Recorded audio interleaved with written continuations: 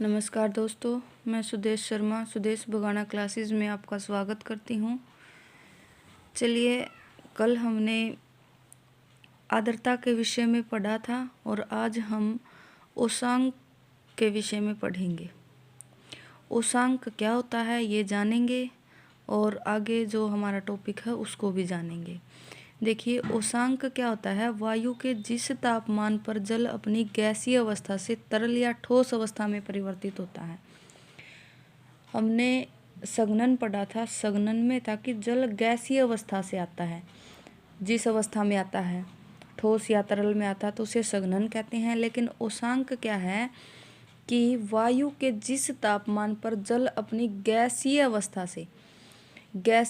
से तरल या ठोस अवस्था में परिवर्तित होता है, इसमें वायु के कारण है। उष्मांक में किस में है? वायु के कारण। लेकिन संघनन में क्या था कि जल की सीधी गैसीय अवस्था से परिवर्तन हो रहा था। ये इम्पोर्टेंट है, इसको ध्यान में रखना, नहीं तो इनका दोनों का जो मीनिंग है वो मिक्स मैच हो जाएगा। उष्मांक में क्या है? वायु के जिस तापमान पर जल अपनी गैसीय अवस्था से तरल या ठोस अवस्था में परिवर्तित होता है उसे उष्मांक कहते हैं। उष्मांक पर वायु संतृप्त हो जाती है और उसकी सापेक्ष आर्द्रता 100% होती है। ये हमने पीछे भी डिस्कस किया था। अब देखिए, जो ओस पड़ती है, आजकल जो ओस पड़ रही है, ओस पड़ने के लिए उष्मांक का हिमांक 0 डिग्री सेल्सियस से ऊपर होना चाहिए। यानी जो उष्मांक है उसका हिमांक क्या होता है? हिम जो जमती है उसका अंक, ठीक है, उसको बोलते हैं हिमांक। तो ये हिमांक कितना होना चाहिए? 0 डिग्री सेल्सियस से ऊपर होना चाहिए, नहीं तो फिर वो क्या बन जाएगी? बर्फ़ बन जाएगी। यदि 0 डिग्री सेल्सियस होगा तो क्या बन जाएगी? बर्फ़ बन जाएगी। लेकिन ओस पड़ने के लिए क्या होना चाहिए? 0 डिग्री सेल्सियस से ऊपर होना चाहिए। अब इसके बाद आता है पाला या तुषार, ठीक है ना? क्या आता है? पाला या तुषार। जब उष्मांक हिमांक से नीचे होता है, यानी कि जो उष्मांक है हमारा, जो हमने पीछे डिस्कस किया है, वो हिमांक से नीचे होता है, तब ओस के स्थान पर पाला पड़ता है। हमारे देखा नहीं, कहीं बाहर जाते हैं सुबह उठ के और वहाँ बर्फ़ जमी मिले तो ये ऐसा बोला जाता है आज तो पाला पड़ा हुआ है। यानी कि उष्मांक से ज़्यादा क्या है? हिमांक, यानी कि उष्मांक हिमांक से नीचे आ गया है तो उसको क्या बोलते हैं? पाला। फिर एक होता है कोहरा। क्या होता है? कोहरा जिसको फोग बोलते हैं। वायुमंडल की निचली परतों में एकत्रित धूल कण धुएं के रज एवं संघनित जल के पिंडों को कोहरा कहते हैं। यानी कि ये जरूरी नहीं है कि कोहरा सर्दियों में ही होगा। कहीं पर जैसे धूल आ गई, कोई उल्का पिंड गिर गया या पोल्यूशन बढ़ गया, उससे भी हमारे पास कोहरे का रूप धारण हो सकता है। उष्मांक से नीचे वायु का तापमान कम होने पर कोहरे का निर्माण होता है। यानी कि जब उष्मांक से नीचे वायु का तापमान होता है ना, तब कोहरा निर्मित होता है। इसमें क्या होती है? दृश्यता जो होती है ना, यानी कि एक दूसरे को देखने की जो विजिबिलिटी होती है वो 1 किलोमीटर से कम होती है। यानी कि हम सिर्फ 1 किलोमीटर से कम का देख पाते हैं तो उसे क्या बोलेंगे? कोहरा बोलेंगे। हमारे स्टेट में ऐसे आ सकता है कि किसी क्षेत्र में दृश्य क्षमता 1 किलोमीटर से कम है तो उसे हम क्या कहेंगे? पाला कहेंगे, तुषार कहेंगे या कोहरा कहेंगे। तो आपने ये पढ़ लिया है तो आप इसको क्या कहोगे? कोहरा कहोगे। फिर आती है भाई धुंध, जो आजकल हमारे फैली हुई है, इसे बोलते हैं धुंध। धुंध को इंग्लिश में बोलते हैं मिस्ट, ठीक है ना? क्या बोलते हैं? Mist, MIST, mist. हल्के फुल्के कोहरे को कुआसा या धुंध कहते हैं। यानी कि जिसमें हमारी जो विजिबिलिटी पावर होती है, जो देखने की क्षमता होती है, वो 1 किलोमीटर से अधिक या फिर 2 किलोमीटर से कम होती है। यानी कि धुंध में क्या होता है? हम 1 किलोमीटर या उससे अधिक 2 किलोमीटर से कम हम देख पाते हैं, उसे क्या कहते हैं? धुंध। तो हमने पढ़ लिया है, उष्मांक पढ़ा है, पाला पढ़ा है, कोहरा पढ़ा है और धुंध पढ़ा है। अब जो एचटेट का सबसे फेवरेट टॉपिक है वो आता है, वो है बादल। क्या है भाई? बादल। बादल क्या होते हैं? बादल बेसिकली क्या होते हैं? हवा का ही एक बनाया हुआ रूप होते हैं, यानी कि ये हवा के रुद्रोष्म होते हैं, यानी कि हवा से ही बनते हैं कि किस प्रकार की पवनें चली और कैसे बादल का निर्माण किया। और जो हवा का रुद्रोष्म रूप की प्रक्रिया है उसके द्वारा ठंडे होने पर उसके तापमान के उषांक के नीचे गिरने से बनता है, यानी कि उषांक से जब तापमान नीचे गिर जाता है तब क्या बनता है? बादल बनता है। यह अल्प घनत्व के कारण वायुमंडल में तैरते हैं, यानी कि इनका घनत्व बहुत कम होता है, इसलिए ये क्या करते हैं?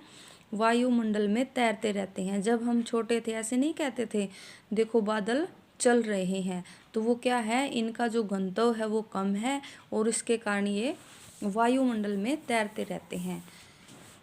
इनके रूप के आधार पर हम इनके प्रकार पढ़ेंगे कि 3 प्रकार के होते हैं, ठीक है। एक होते हैं पक्षाभ बादल, एक होते हैं कपाशी बादल और एक होते हैं सतरी बादल। पक्षाभ बादल हम किसे कहेंगे? इसका निर्माण है ना 8,000 से 12,000 मीटर की ऊंचाई पर होता है। अब देखिए क्वेश्चन कैसे आ सकता है कि 8,000 से 12,000 मीटर की ऊंचाई पर पाए जाने वाले बादलों को क्या कहते हैं? या फिर आ जाएगा कपाशी बादल की ऊंचाई कितने मीटर आएगी? किलोमीटर आए तो आप उसको ध्यान से देखना, मीटर आएगी, कितने मीटर की ऊंचाई पर होता है। तो ये क्या होता है? 8,000 से 12,000 मीटर की ऊंचाई पर होंगे, तो ये कौन से होंगे? पक्षाभ बादल होंगे। ये पतली तथा बिखरे हुए बादल होते हैं, जैसे पतले पतले हैं और बिखरे बिखरे। अब कभी कभी आसमान में देखना कुछ बादल बिल्कुल पतले पतले और बिखरे बिखरे दिखेंगे, और ये हमेशा सफ़ेद रंग के होते हैं। इसलिए किस कलर के होते हैं भाई? ये वाइट कलर के होते हैं। देखा है ना, कभी कभी स्लेटी कलर के होते हैं, कभी कभी सफ़ेद होते हैं, कभी कभी चमकीले से बादल भी हमें दिखाई देते हैं। तो ये इनका जो कलर होता है वो सफ़ेद होता है, ये पतले होते हैं और बिखरे हुए होते हैं। 8,000 से 12,000 मीटर इनकी ऊंचाई होती है। उसके बाद आते हैं भाई कपासी बादल। कपास क्या होती है? हमारी जो कपास खेतों में होती है उसी से इसका नाम लिया गया है। ये है ना रुई के ही समान होते हैं। रुई को तो आप सभी जानते हैं, जिसकी बत्तियां बनती हैं, ये रुई के समान होते हैं। और ये है ना 4,000 से 7,000 मीटर की ऊंचाई पर बनते हैं। जब हवा 4,000 और 7,000 मीटर की ऊंचाई पर जो हवा बहती है उसमें ये बनते हैं। ये हवा का टॉपिक भी मैं आपसे डिस्कस करूंगी, लेकिन पहले ये कर लेते हैं, उसके बाद बताएंगे कि कौन से क्षेत्र में कौन सी हवा बहती है। तो जो 4,000 से 7,000 मीटर की ऊंचाई पर बनते हैं उन्हें बोलते हैं कपासी बादल। और ये है ना इधर उधर बिखरे देखे जा सकते हैं। वो तो क्या थे? पतले पतले बिखरे होते हैं, यानी कि पतले तो होते हैं लेकिन एक दूसरे से जुड़े होते हैं। लेकिन ये क्या है? इधर उधर बिखरे हुए मिलेंगे, छोटे छोटे बड़े बड़े इधर उधर बिखरे हुए मिलेंगे। और ये जैसे कि इनका जो शीर्ष होता है ना वो गुबंद नुमा होता है। गुबंद क्या होता है? जो ये गुबंद होते हैं हमारे हिस्टोरिकल प्लेस, ऐसे ऐसे होते हैं, गोल गोल से उठे हुए, फिर कहीं से तिरछे हो गए, ऐसे होते हैं गुबंद नुमा। और इन्हें ही बोलते हैं कपासी बादल। ये कपासी बादल क्यों कहते हैं? क्योंकि ये छितरे हुए इधर उधर बिखरे हुए होते हैं कपास की तरह, इसलिए इन्हें कपासी बादल कहा जाता है। नंबर 3 आता है सतरी बादल। ये सतरी बादल है ना, ये ना चादर के जैसे लगते हैं, जैसे कि चादर बिछा रखी है आसमान में, ऐसे लगते हैं। ये ऐसे बादल होते हैं, ये है ना पूरे आसमान को ढक लेते हैं। देखो महिलाओं को तो याद होगा, जब वो व्रत आता है ना और उस दिन चांद नहीं निकलता, पूरे आसमान पे बादल होते हैं, तो वो समझ लेना वो कौन से बादल हैं, वो सतरी बादल हैं। याद करने का अच्छा तरीका है, जो मार्गशीर्ष में हमारा व्रत आता है और उस दिन चंद्रमा नहीं दिखाई देता, पूरे आसमान पर बादल होते हैं, और वो बादल कौन से होते हैं? सतरी बादल होते हैं। क्योंकि ये जो सतरी बादल हैं ये पूरे आकाश को ढक लेते हैं। ये 2 या 3 किलोमीटर की ऊंचाई पर 2 या 3 किलोमीटर की ऊंचाई पर ही पाए जाते हैं। ये हमारे यानी कि 2 या 3 किलोमीटर, यानी कि जो हमें चांद देखने में प्रॉब्लम आती है, ये सतरी बादल के कारण ही हमें चांद देखने में प्रॉब्लम आती है और ये 2 या 3 किलोमीटर की ऊंचाई पर पाए जाते हैं। इनमें है ना लगातार वर्षा का गुण होता है। जब भी ये बादल आएंगे ना तो ये वर्षा करके जाएंगे।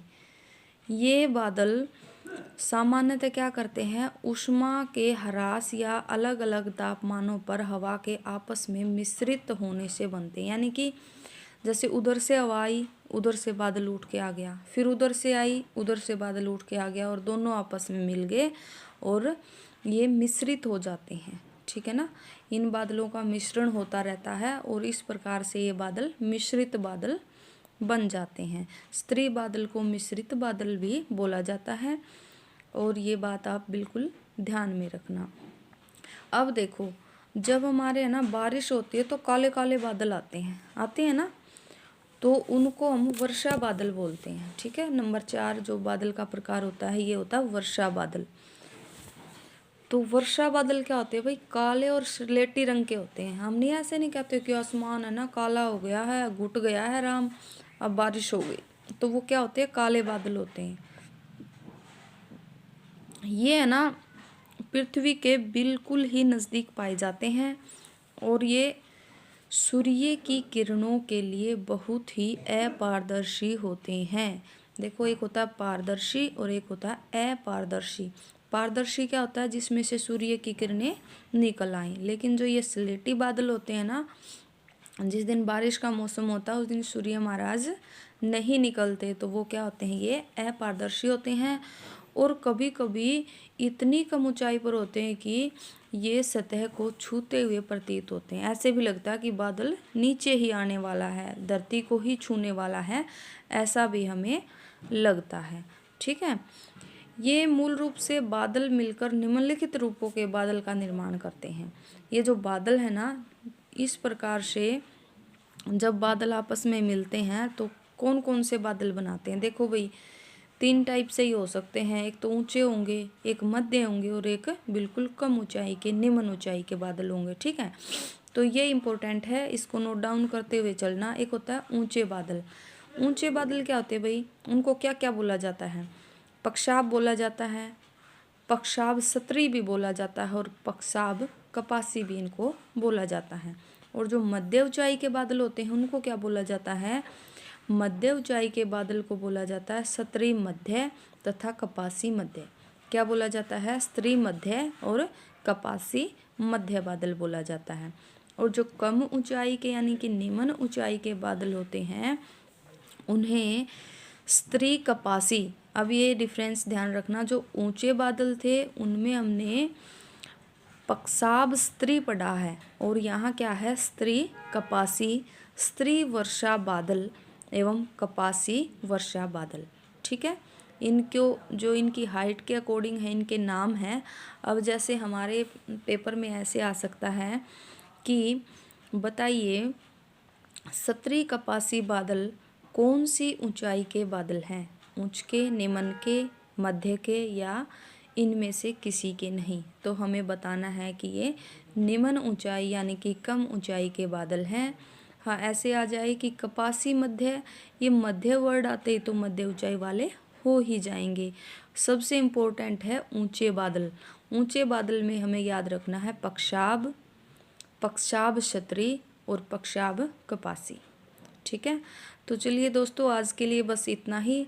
कल हम वर्षा टॉपिक को डिस्कस करेंगे और तब तक आप भी कहीं से इसको रीड आउट करके आना, कल हम इसको पढ़ेंगे। इतना ध्यान रखना, हमारी वीडियोस में कोई भी एक्स्ट्रा कुछ भी नहीं होगा, सिर्फ वही होगा जो हमारे एग्ज़ाम में आएगा। और आप मेरे साथ चलते रहिए, चाहे मैं एक टॉपिक करवाऊँ लेकिन उसको पक्का कर लीजिए, आपका स्टेट पार हो जाएगा।